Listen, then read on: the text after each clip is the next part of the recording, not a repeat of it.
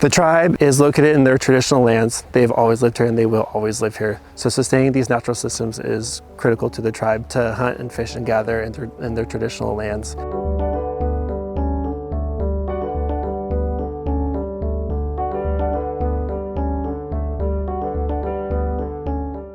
My name is Alex Scaliotti. I'm an environmental planner for the Jamestown S'Klallam Tribe, located currently in the northeast Olympic Peninsula, but their traditional lands extend along the entire northern peninsula and eastern, including the Strait of Juan de Fuca, Hood Canal, northern Puget Sound, and the San Juan Islands.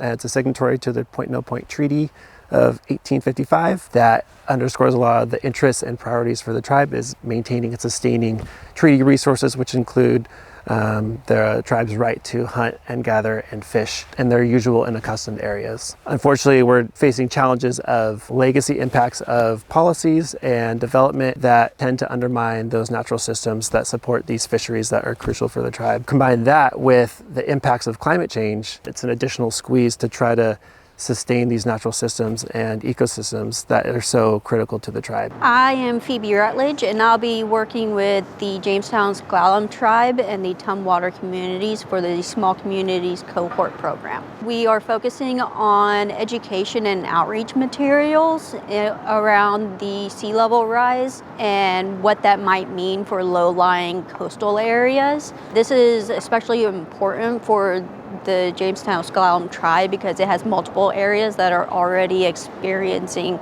coastal flooding that impact the integrity of their communities. We've put together a plan that has three different aspects. The first aspect is digging into the science.